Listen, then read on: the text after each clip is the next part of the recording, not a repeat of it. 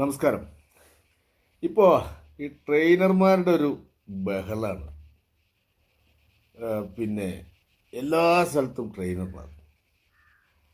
ഈ ഡോക്ടർ അനിൽ ബാലചന്ദ്രൻ എന്ന് പറയുന്ന ഒരാൾ, ഇയാളുടെ ഒരു ട്രെയിനിങ് വീഡിയോസ് നമ്മളിങ്ങനെ യൂട്യൂബിൽ സ്ഥിരം കാണുന്നുണ്ട്. നിങ്ങളൊക്കെ കാണുന്നുണ്ടാവുമായിരിക്കും. സത്യത്തിൽ അയാൾ ഒരു കോപ്പിയാണ്. അതായത് ഈ പാസ്റ്റർമാരില്ലേ, പെന്തക്കോസ്ത് പാസ്റ്റർമാർ, ഇവരുടെ ഒരു ശൈലി കടമെടുത്തിട്ടാണ് ഇയാൾ ഈ കോപ്രായങ്ങളൊക്കെ കാണിക്കുന്നത്. പെന്തക്കോസ്ത് പാസ്റ്റർമാർ ബൈബിൾ വചനം പറഞ്ഞിട്ട് ആണ് ഈ ഗെയിം കളിക്കുന്നതെങ്കിൽ ഇയാൾ കച്ചവടത്തിൻ്റെ സ്ട്രാറ്റജികൾ മനുഷ്യനെങ്ങനെ പറ്റിക്കുക എന്നുള്ളതിനെ കുറിച്ചാണ് പറയുന്നത്. ഒരു മനുഷ്യനെ എങ്ങനെ പറ്റിക്കണം, സ്റ്റാഫിന് എങ്ങനെ ശമ്പളം കൊടുക്കാതെ ഇവൻ്റെ പൈസ കൊണ്ട് എങ്ങനെ ബിസിനസ് ചെയ്യണം, സ്റ്റാഫിനെ എങ്ങനെ ഒതുക്കണം, തൊഴിലാളികളെ എങ്ങനെ അടിമകളാക്കണം, സാധാരണക്കാരായിട്ടുള്ള ആൾക്കാരെ എങ്ങനെ പറ്റിക്കണം എന്നൊക്കെയാണ് ഇവൻ്റെ ട്രെയിനിങ്. ഇവ ശരിക്കും നമ്മൾ സാധാരണക്കാരായിട്ടുള്ള ആൾക്കാർ പബ്ലിക്ക് മനസ്സിലാക്കേണ്ട ഒരു കാര്യം എന്താണെന്നറിയോ? പൊതുവേ കള്ളന്മാരായിട്ടുള്ള കച്ചവടക്കാരെ വീണ്ടും കക്കാൻ പഠിപ്പിക്കുകയാണ് വരുന്നത്. അത് 10 രൂപയ്ക്ക് താഴെ വിലയുള്ള വാട്ടർ ബോട്ടിൽ 20 രൂപയ്ക്ക് വിൽക്കുന്നവനാണ് കച്ചവടക്കാരൻ. ഇവനെ നമ്മൾ മനസ്സിലാക്കിയെടുക്കേണ്ട ഒരു കാര്യം എന്താണെന്ന് വെച്ചാൽ, പകുതിക്ക് പകുതി ലാഭം പച്ചവെള്ളത്തിൽ മേടിക്കുന്ന ഇവനെ നമ്മളെങ്ങനെ വിശ്വസിക്കും? ഇവരെ കൊണ്ട് വീണ്ടും കക്കാൻ പഠിപ്പിക്കുകയാണ്. സ്റ്റാഫിനെ നിങ്ങൾ പരസ്യം ചെയ്തുകൊണ്ടേയിരിക്കണം, നിങ്ങൾ ക്ലാസിഫൈഡിൽ പരസ്യം ചെയ്തുകൊണ്ടേയിരിക്കണം, സോഷ്യൽ മീഡിയയിൽ പരസ്യം ചെയ്തുകൊണ്ടേയിരിക്കണം, OLX പരസ്യം ചെയ്തുകൊണ്ടേയിരിക്കണം, ഫേസ്ബുക്കിൽ നിങ്ങൾ പരസ്യം ചെയ്തുകൊണ്ടിരിക്കണം, വാട്സപ്പിൽ നിങ്ങൾ ബൾക്ക് മെസ്സേജുകൾ അയക്കണം, തൊഴിലാളികളെ നിങ്ങൾ റിക്രൂട്ട് ചെയ്തുകൊണ്ടേയിരിക്കണം. ഇവൻ്റെ ഒരു ട്രീറ്റ്മെൻറ്റാണ്. എന്നിട്ട് ഇതിൽ പറയുന്ന അടുത്ത സാധനം എന്താണെന്നറിയോ?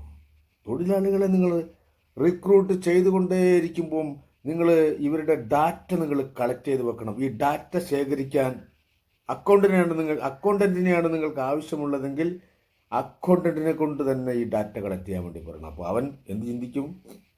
ഞാൻ ഇവിടെ ഒന്നുമല്ല, എന്നെക്കാളും മുന്തിയവനെ ഇവിടെ വരാൻ പോകുന്നുണ്ട്. അപ്പോൾ അവൻ എന്ത് ചെയ്യും? അവൻ പണിയെടുക്കും. ഇങ്ങനെയാണ് ട്രീറ്റ്മെൻറ്റ്.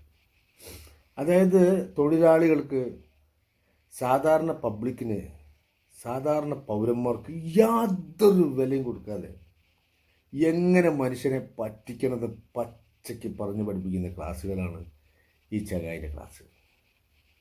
അതോ പെന്തക്കോസ്ത് പാസ്റ്റർമാർ സ്റ്റേജിൽ നിന്നിട്ട് നിനക്ക് ദൈവം തന്നു,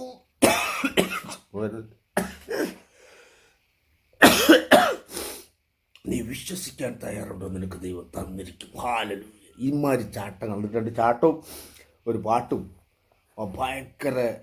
ഇത് ഈ പെന്തക്കോസ്തിൻ്റെ കേരളത്തിൻ്റെ ശൈലി അല്ല കേട്ടോ ഇവൻ ഉപയോഗിക്കുന്നത്. ഇവൻ ഈ വിദേശ രാജ്യങ്ങളിൽ നിന്ന് വരുന്ന ക്രിസ്ത്യൻ ഈ കരിസ്മാറ്റിക് ധ്യാനങ്ങളൊക്കെ ചെയ്യിക്കുന്ന, അല്ലെങ്കിൽ ഇതുപോലത്തെ പരിപാടികൾ നടത്തുന്ന ആൾക്കാരുണ്ട് വിദേശ രാജ്യങ്ങളിൽ നിന്ന് വരും. ഗോവയിലൊക്കെ ഇത്തരം പരിപാടികൾ ഒരുപാട് നടക്കാറുണ്ട്. ഇവൻ ഇതിൻ്റെ കോപ്പിയാണ്. ഇതിൻ്റെ മുഴുവൻ സെറ്റപ്പ് ഇതിൻ്റെ കോപ്പിയാണ്. മനുഷ്യനെ പറ്റിക്കാൻ പച്ചയ്ക്ക് പറഞ്ഞ് പഠിപ്പിക്കുന്ന മനുഷ്യന്മാർ. എന്നിട്ട് അതിന് ട്രെയിനിങ് എന്ന് പേരും. ഞാൻ നിങ്ങളെ പറ്റിക്കുകയാണ്. ഇവൻ പറയും, ഞാൻ നിങ്ങളെ പറ്റിക്കുകയാണ്, നിങ്ങളെ കയ്യിൽ നിന്ന് ഞാൻ പൈസ മുൻകൂർ മേടിച്ച് വെച്ചിട്ട് ഞാൻ അങ്ങനെ ഡയലോഗ് അടിച്ചാണ് കോഴിക്കോട് പോയിട്ട് അവിടെ പോയിട്ട് അങ്ങനെ ഈമാതിരി ഡയലോഗ് അടിച്ച് ആൾക്കാരെ ഇറക്കി വിട്ടു. ഞങ്ങളെ പൈസ മേടിച്ചിട്ട് ഞങ്ങളെ തെറി വരാൻ വേണ്ടി ഇവിടെ നടക്കില്ല പരിപാടി, വിട്ട വണ്ടി എന്നുള്ളത്. അങ്ങനെ കോഴിക്കോട് നിന്ന് ഓടിച്ചാ. പക്ഷേ ഇവൻ അതും ഈ അങ്ങനെയാണല്ലോ, ഈ തീട്ടത്തിൽ ചാടിയ പന്നി അവിടെ തന്നെ കിടക്കും, അത് തന്നെ തിന്നും, എന്നിട്ട് അവിടെ തന്നെ അപ്പിയിടും, അത് തന്നെ വീണ്ടും തിന്നുന്നു എന്ന് പറഞ്ഞ പോലെ ഇവൻ വീടെടുത്ത് കിടന്ന് ഉരുണ്ടിട്ട് അതൊരു പരസ്യമാക്കി മാറ്റി, എന്നിട്ട് ഭയങ്കര സംഭവമാക്കി മാറ്റി. ഇവനൊക്കെ ശരിക്കും വിഷമാണ്. മറുനാടൻ ഇതിനെക്കുറിച്ചൊരു സാധനം ചെയ്തിട്ടുണ്ടായിരുന്നു, ഞാനത് കണ്ടു. അപ്പോൾ ശരിക്കും പക്കാ വിഷമാണ്. ആളുകൾക്ക് എന്തോ വെറുതെ ഇതുപോലുള്ള ലക്ഷറി സംവിധാനത്തിൽ കുറച്ച് നേരം പോയി ഇരുന്ന് ഇതുപോലുള്ള ആൾക്കാരുടെ കഥകളൊക്കെ കേട്ട് വലിയ സംഭവമാണ് ഞാനെന്ന്. ഇവൻ കുറേ നേരം ഇവൻ്റെ പരിപാടി തന്നെ കേട്ടോണ്ടിരിക്കുമ്പോൾ നമ്മൾ ഇവൻ്റെ അഡിക്റ്റായി പോകും. സാധാരണ മനുഷ്യന്മാർ അങ്ങനെയാണ്. അപ്പോൾ നമ്മളിപ്പോൾ ധ്യാനം ഇഷ്ടമില്ലാത്ത ആളാണ്, പക്ഷേ ഈ കരിസ്മാറ്റിക് ധ്യാനങ്ങളൊക്കെ ഇഷ്ടമില്ലാത്ത ആളാന്ന് പറഞ്ഞിട്ട് കാര്യമില്ല. അവിടെ പോയി ആദ്യത്തെ ദിവസം, 1ാമത്തെ ദിവസം, 2ാമത്തെ ദിവസമൊക്കെ ആകുമ്പോഴത്തേനും ഓട്ടോമാറ്റിക്കായിട്ട് നമ്മൾ അതിൻ്റെ ആളായിപ്പോൾ അവർ പറയുന്നതൊക്കെ നമ്മൾ കേൾക്കും. അതാണ് അതിൻ്റെ സിസ്റ്റം. മനുഷ്യന് ഈ എന്താണ് നമുക്കൊന്ന് ചിന്തിക്കാൻ, ബിസിനസ്സിന് സ്വാഭാവികമായിട്ടുള്ള ലാഭമുണ്ട്. നല്ല പ്രൊഡക്റ്റ് ആളുകൾക്ക് കൊടുത്താൽ അതിന് മാന്യമായ ലാഭമാകുന്നുണ്ടെങ്കിൽ നമുക്ക് ആളുകൾ ആ സാധനം മേടിക്കും. ഇത് എന്താണ് പറയുന്നത്, ഇത് എങ്ങനെ മനുഷ്യനെ പറ്റിക്കാം, എങ്ങനെ ഈ പിന്നെ തൊഴിലാളികളെ പിന്നെ അടിമകളെ പോലെ പിന്നെ നിലനിർത്താം, എങ്ങനെ പബ്ലിക്കിൻ്റെ മുമ്പിൽ കണ്ണിൽ പൊടിയിടാം, എങ്ങനെ ജനങ്ങളെ കയ്യിൽ നിന്ന് പണം മേടിച്ചെടുക്കാം, അതിൻ്റെ തന്ത്രങ്ങളും കുതന്ത്രങ്ങളും, അത് ഇംഗ്ലീഷിൻ്റെ ഒക്കെ ഒരു പിൻബലത്തോടു കൂടി ഈ പിന്നെ പെന്തക്കോസ്ത് പിന്നെ മീറ്റിങ്ങിൻ്റെ ശൈലിയിൽ ആധുനിക സംവിധാനങ്ങളൊക്കെ ഉപയോഗിച്ച് ക്യാമറകളും ലൈറ്റിങ്ങും ഫോഗ് ലൈറ്റും അതേപോലെ ബീം ലൈറ്റും RGB ലൈറ്റും വലിയ ശബ്ദവും സ്റ്റേജും ഓഡിറ്റോറിയത്തിൻ്റെ സംവിധാനങ്ങളും പിന്നെ മ്യൂസിക്കിൻ്റെ സംഗതികളെല്ലാം കൂടി കൂട്ടിച്ചേർത്തൊരു ഭ്രമാത്മകമായിട്ടുള്ള ലോകത്തേക്ക് ഈ പറയുന്ന ബിസിനസ് പൊട്ടി നിൽക്കുന്ന ആൾക്കാർ, ബിസിനസ്സിൽ കുടുങ്ങിപ്പോയ ആൾക്കാർ, പൈസ ഇൻവെസ്റ്റ് ചെയ്ത് കുടുങ്ങിപ്പോയ ആൾക്കാർ, ഒരുവിധം രക്ഷപ്പെട്ട് നിൽക്കുന്നവന് അല്ലെങ്കിൽ ബിസിനസ്സിൽ നല്ല മുന്നോട്ട് പോയിക്കൊണ്ടിരിക്കുന്നവന് ഒന്നും ചെയ്യാൻ ഒരു മാർഗവും ഇല്ലാതെ പിടുത്തം വിട്ടിട്ടോ അല്ലെങ്കിൽ ഇനി എന്താ ചെയ്യേണ്ടതെന്ന് അറിയാതെയൊക്കെയുള്ള ആളുകളെ തന്ത്രപരമായിട്ട് ഇവൻ ഈ കൂട്ടിലേക്ക് കൂട്ടിക്കൊണ്ടുവന്നിട്ട് ഇവരെ പൈസയും വാങ്ങിയിട്ട് കുറേ വൈറസിന് തലച്ചോറിൽ ഇഞ്ചെക്ട് ചെയ്തിട്ടിട്ട് അങ്ങോട്ട് പുറത്തേക്ക് വിടും. ഇതൊരു തട്ടിപ്പാണ്. ഇത് ജനങ്ങൾ മനസ്സിലാക്കണം, ബിസിനസ്സുകാരും മനസ്സിലാക്കണം. നിങ്ങൾ ഇത്തരം ആളുകളുടെ ഈ കോപ്രായത്തിൻ്റെ മുമ്പിലൊന്നും പോയിരുന്നിട്ട് വെറുതെ ആ ഉള്ള സമയവും ഉള്ള പൈസയും വെറുതെ കളഞ്ഞ് വെറുതെ ആവശ്യമില്ലാതെ ഒരു കാര്യമില്ലാത്ത കാര്യമാണ് അപ്പം പറയുന്നതൊക്കെ നിയമവിരുദ്ധമായ കാര്യങ്ങളാണ് പറയുന്നത്. പറ്റിക്കാണ് ശരിക്കും ആൾക്കാരെ. തൊഴിലാളികൾ പാവപ്പെട്ടത് ഈ ഡാറ്റ വാങ്ങി വെക്കുന്ന ബിസിനസ് എനിക്കറിയാം. പരസ്യങ്ങൾ കൊടുക്കുന്ന സ്ഥാപനങ്ങൾ എന്താ ചെയ്യുന്നത്, ഇപ്പോൾ ഒരു അക്കൗണ്ടൻറ്റിന് ആവശ്യമുണ്ട് എന്ന് പറഞ്ഞത് പരസ്യം കൊടുത്തു കഴിഞ്ഞാൽ ഇവൻ ഈ പരസ്യം കണ്ട് പിന്നെ ഈ OLX-ലും അവിടെ ഇവിടെയൊക്കെ ഈ പരസ്യം കണ്ടിട്ട് ആൾക്കാർ വിളിക്കുന്ന ആൾക്കാർ പേരെന്താ, എവിടെ വീട്, എത്ര വയസ്സ്, ഇതുവരെ പഠിച്ചിട്ടുണ്ട് തുടങ്ങിയിട്ടുള്ള ഡാറ്റ കളക്ട് ചെയ്തിട്ട് ഈ നമ്പറും കളക്ട് ചെയ്തിട്ട് അവിടെ വെക്കും.